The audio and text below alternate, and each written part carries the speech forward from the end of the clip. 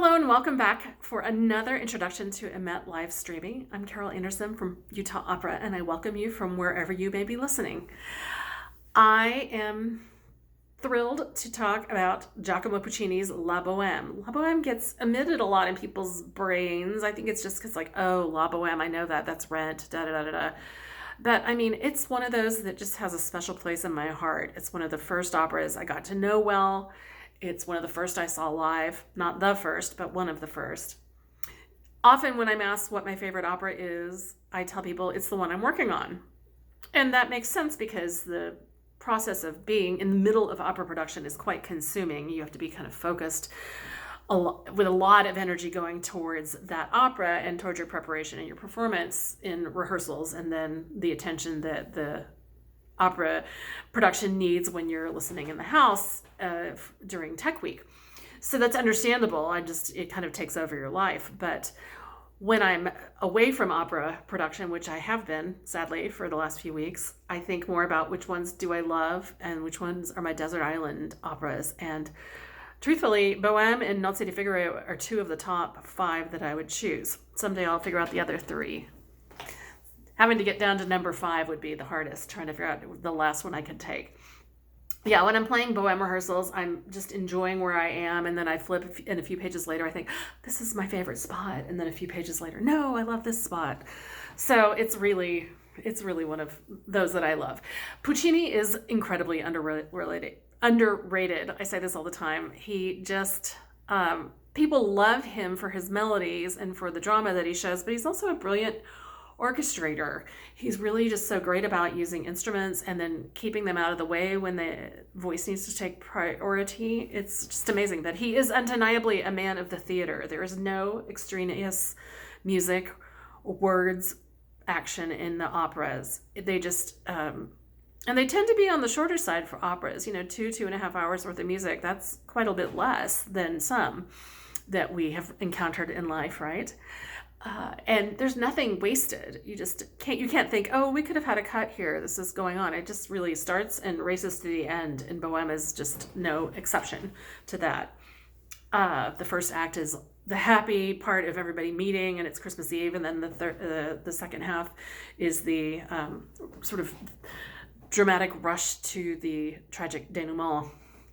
La Boheme is a story of starving artists, or bohemians. It's based on a collection of vignettes that were written by Henri Murger and published as Scenes of the Bohemian Life, Scènes de la Vie Bohème. Murger was born in Paris in 1822 and died 1822, and died a rather untimely death at age 38. He began writing professionally as a 19-year-old and would write whatever would pay the bills. Magazine articles, poems, stories, essays, you name it. Just like Rodolfo. And Rodolfo is an autobiographical character. He's based on Murger himself. Rodolfo was, in fact, in the beginning of La Boheme the opera, he is writing an article for a publication called Il Castoro, the Beaver. So whatever would pay the bills is what Rodolfo would do as well. Throughout his life, just like Rodolfo as well, Henri Murger was beset by financial challenges, and he actually died penniless in a hospital. Most of the stories were published separately as vignettes in a magazine called Le Corsaire, so they were kind of a serialized release. And they romanticized the lives of these bohemians, the artists, the writers, the musicians, the philosophers, all those that lived kind of according to their own rules, and living on the edge of society and often on the edge of financial disaster. I'm trying to think what the current, it'd be like sort of, Rent in the 90s, it was those people living in the village, and doing that sort of hippie lifestyle, whatever the 90s equivalent is. So, they wanted to make their art, they wanted to live their lives, have the most joy, and they just needed enough money to make that work. In fact, Murger's group called themselves the water drinkers because they were too poor to afford wine, so they would go and take up space in their favorite cafe, and the proprietor of the cafe would just hate them because they wouldn't order anything, and they would just order water. Sort of like those people that sit around at a coffee shop all day and drink one cup of coffee while they work the whole day. I guess those are the modern day equivalent of the water drinkers. Not that there's anything wrong with that, but tip well, whatever you do. So some of the characters in the stories were based on actual humans living in that time, and so they would have been recognizable to the people reading the material and later seeing the play or the opera. Murger was encouraged by aspiring young playwright Théodore Barrière to create a stage drama, which was produced in 1849. The popularity of the play led to the expansion and publication of Murger's stories in novel form. Though there are certain characters that appear throughout the novel, there is no real overarching plot. So we have Rodolfo throughout. We have two characters, Mimi and Francine, who are our ladies, and then the different other Bohemians come throughout, but there's not a through line to the plot. For the play and for the libretto, they had to create a story, and so that's why the play and then hence the libretto focus on this story of Rodolfo and Mimi's love, which ends tragically, and then the other characters are kind of peripheral, very important, but are around that story. Mimi is actually a compilation of the characters of Mimi and Francine, if you go to read the scenes of Bohemian life, which you can actually find for free online. So, I keep saying it's a tragic ending. You probably all know that, but anyway, it is a tragic ending. Bring your Kleenexes. So with the libretto that was written by Luigi Illica and Giuseppe Giacosa, as I said, it focuses on the relationship of Rodolfo and Mimi. Both Puccini and his contemporary Ruggero Leoncavallo felt they had a strong claim to the work. Leoncavallo says that he just was showing it one day to Puccini, like, oh, look at this libretto I'm working on, and suddenly Puccini stole it and did his own version. Puccini's version premiered in 1896, Leoncavallo's in 1897. Leoncavallo takes the characters of Rodolfo and Marcello and switches their voice types, so Marcello is the tenor. Also in Leoncavallo's version, Museeta, or Musette is who she's called in his version, is a mezzo-soprano. And Puccini never wrote much for the mezzo-sopranos, so Leoncavallo tried to give him a little moment. Of course, Leoncavallo's opera is not well known in the repertoire, and what we know him for is mostly Pagliacci, which I'll talk about in a couple of days. So, Puccini's version premiered at the Teatro Regio in Torino in 1896, conducted by a 24-year-old Arturo Toscanini. Toscanini ended up conducting a number of Puccini's premieres throughout Puccini's life, including his last opera, Turandot, which was not finished. Toscanini just put his baton down at the moment where Puccini finished his work and said, here the maestro laid down his pen, or something to that effect. So they had they were friends and frenemies and colleagues for quite some time. Despite mixed public and critical reception, Boheme enjoyed at least 8 productions in Italy over the next 2 years. And it was also produced in Buenos Aires, London, Los Angeles. That was the American premiere. New York, Alexandria, Egypt, Lisbon, Moscow, Berlin, Prague, etc. It goes on. Of course, today it's one of the most performed operas worldwide and one of the most beloved in the repertoire. Puccini died in Brussels on the 29th of November in 1924, and the news of his death reached Rome during a performance of La Boheme. The opera immediately was stopped, and instead of finishing the opera, the orchestra played Chopin's Funeral March for the stunned and bereaved audience. The opera's opening phrases completely embody the youth, the energy, the joie de vivre, the carelessness of the young Bohemians. It's got a kind of virility to it, so it's definitely associated with the 4 male Bohemians that we follow throughout the story. Marcello and Rodolfo are the 2 primary Bohemians. Rodolfo is our tenor, and he's a writer. Marcello is our baritone and is a painter. Shonard is a baritone as well and is a musician. And then Colline is a philosopher, and because he has deep thoughts, he has to be the lowest voice type, so he's the bass. So here's the opening of Boheme. It'll be familiar to you.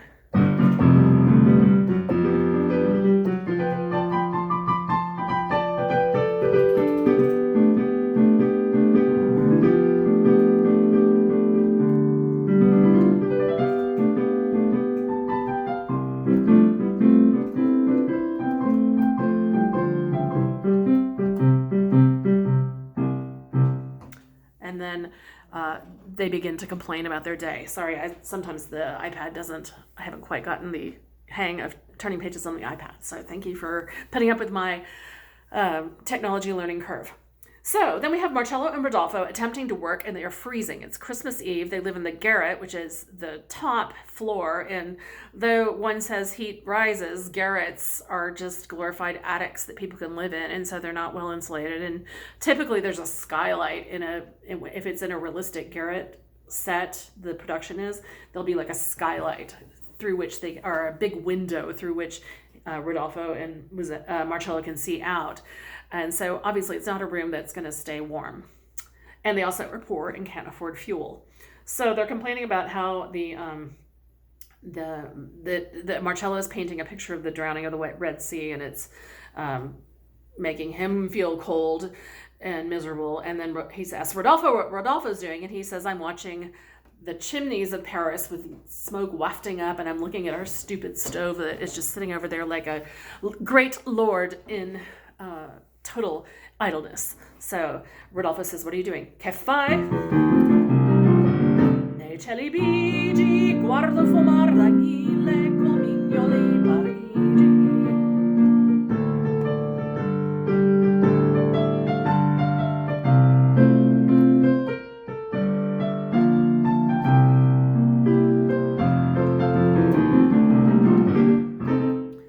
So, into this group, actually they get a brilliant idea of how they can feed the fire in their stove. Rodolfo's writing a play, and I imagine he thinks he can just reconstruct it. So for now, they're going to take the paper that the play on which the play is written, and they are going to tear it up and feed the stove with that. And it actually leads to a lot of fun play on words, because they talk about how the drama rises and then it fizzles away as the flames in the stove rise, and then they run out, and then they're like down with the author when they run out of material. So a lot of fun interaction with these guys, especially if you get four guys that can bond on and off stage, you can have a lot of fun watching and enjoying their camaraderie come to life. It's really, it's a fun scene. And it's a great foil to the tragedy that's going to open up later on. So a big horn theme shows us that our friend Colline is arriving. And he comes in, he says, signs of the apocalypse, not locusts, not earthquakes, not murder hornets, which apparently are a thing now. Whoops. But the sign of the apocalypse for him is that the pawn shops will no longer accept merchandise on Christmas Eve. So,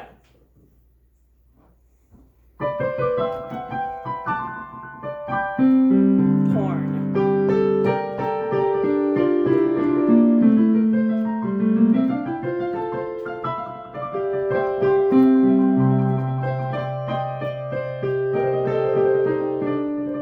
And that's the anger, the sign of the apocalypse.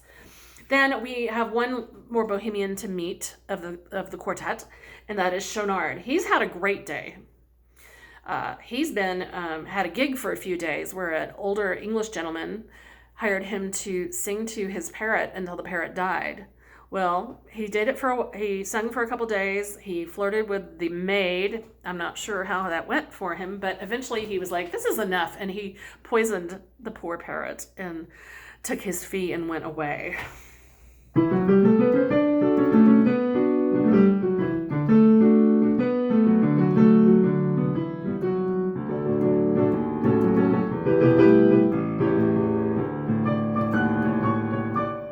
I only did the one page. So yeah, that's the da da da da da da da is Shonard's entrance. He comes in with that kind of energy, partly because he's bringing wine and snacks and cigarettes or cigars and wood for the fire. So that's, in fact, he tries to tell his story and no one cares except maybe the audience, because the other guys are just more interested in what he's brought with him. So I want to play a little melody from the next little scene. This is where the landlord comes to collect the rent. The guys bring him in, offer him some of the wine, and they appear to make friends with him, but what they're trying to do is set him up so that they can run a little scam and not have to pay him. So we get this melody.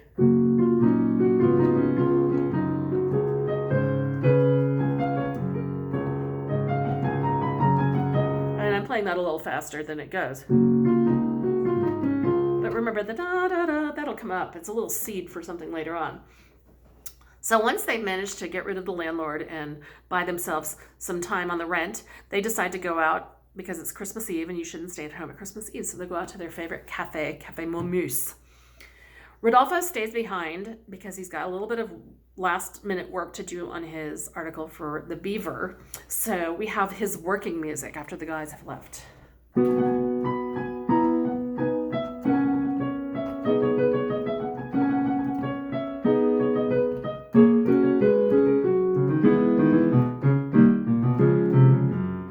he says, I'm not in the mood, non sono in vena. And there's a knock on the door.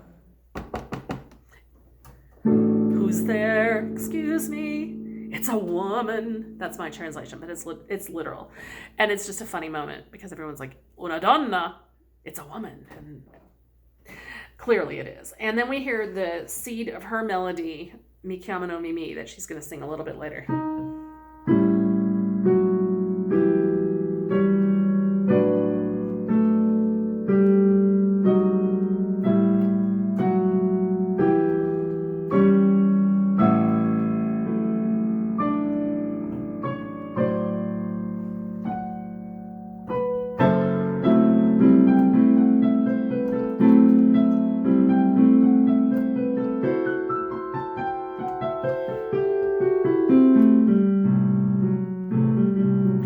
Music, and with that chord, is music that often accompanies Mimi's hints of her illness. At the beginning, we don't necessarily know what's going to happen, but she starts to cough at that moment, and Rodolfo's a little bit like, oh no, what do I do? And then she kind of passes out. When she revives, we get a lovely flirtation between the two of them, two gorgeous arias, and then by that moment, they are in love. And that Rodolfo's aria has... which is the same as the melody that happens with the landlord. So it's kind of funny because actually they're talking about the landlord and his prowess with women, and then they get so they're teasing him about that, and then Rodolfo manages to sing this theme now, and then actually make some headway with a lovely lady. Incidentally, it's fun to note in the hierarchy of the Parisian underbelly, Mimi is a seamstress. A seamstress back at that time was also called a grisette, and they were actually like Violettas in training, if you know what I mean. So they were, they come from the country or whatever, and then they were hoping to find a protector to kind of pay their bills. So later on in Act 4, by the time, after Rodolfo and Mimi have broken up, Mimi does have a guy taking care of her for a while until she gets sick enough that he just isn't interested anymore. But that's way ahead. Back to love. So we have this beautiful duet where Mimi gets her face is caught in the light from a moonbeam, and Rodolfo is just enchanted. If he wasn't in love, he is after that.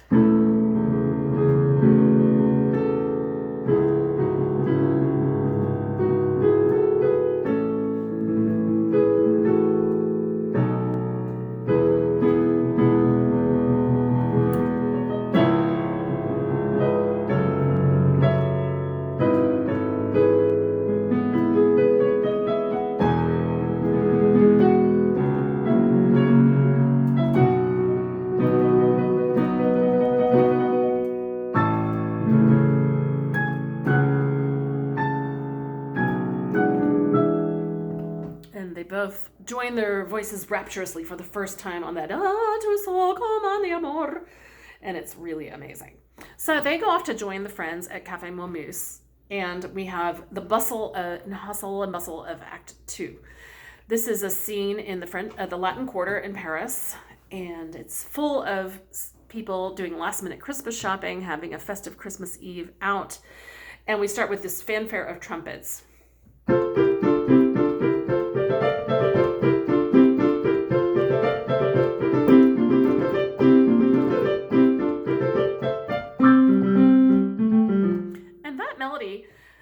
It always makes me feel a little festive because it has that trumpet feel, which sort of seems somehow celebratory and festive. But someone pointed it out once, and I can never unhear it now. So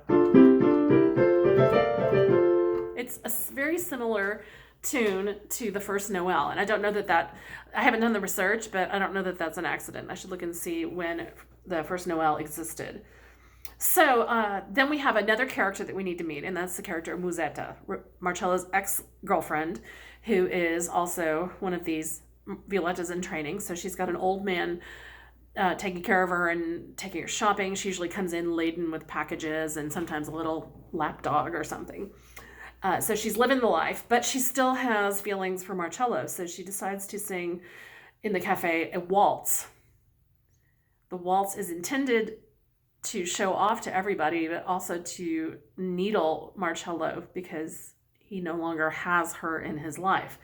So especially when the main waltz theme returns, it's all about, and you who know how terrible love is, and she's often directing it right to Marcello under cover of this big performance.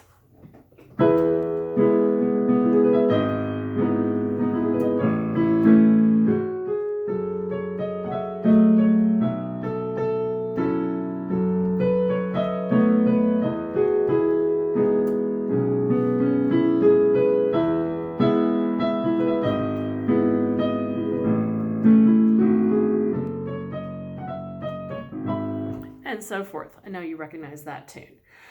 So everything ends happily in time for intermission. Usually intermission is between Act 2 and Act 3. And then we get to the second half of our show where things go downhill. Act 3 takes place later in the winter when it's not nearly as fun. Snow is fun on Christmas Eve, but it's not fun when it's been there for months and you're miserable and can't pay the bills and your apartment is deeply freezing. So Rodolfo is concerned about how ill Mimi is becoming. Marcello and Museeta are together, but they're paying the bills by working at a tavern. She is teaching singing lessons, and he is painting a mural for the tavern. And so Rodolfo, Mimi come together. They think they're going to break up, and then they decide to stay together till winter. And then it's a beautiful quartet where they decide this. Till spring. Soli d'inverno è cosa da morire, means being alone in the wintertime is something to make you die. And so we'll stay together because once you get to spring, you have the companionship of the sun. This little melodic tune, or motif that is the source for much of this music at the beginning of the quartet, comes from a song that Puccini wrote before this for voice and piano called Sole e Amore, which means sun and love. So I don't know if he was thinking about the story already, but that tune, Sun and Love, fits perfectly with the theme of this. So I'll just work a little bit into, this is kind of in the middle of the quartet.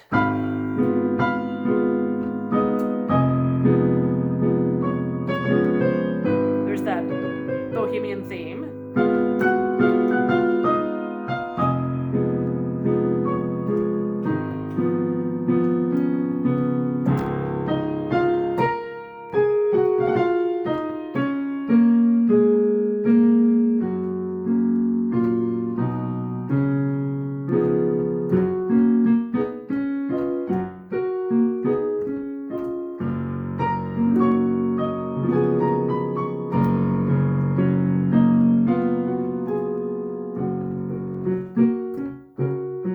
So that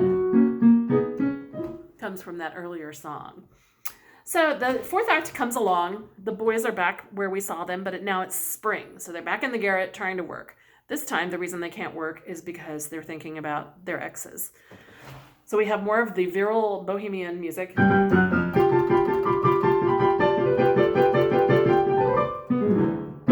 get a little caught up about the news of the ladies.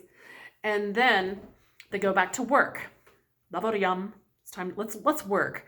But they get to a point where they realize they can't work, and all they can do is sing about the women of their lives. So we have O Mimi, tu più non torni. You don't run back. You don't come back to me. Oh, beautiful days, your tiny little hands and your sweetly scented hair. And then Marcello comes in and sings a little bit. I don't even know how my pen could work with against my will or without you here. So one of the best duets for tenor and bass anytime.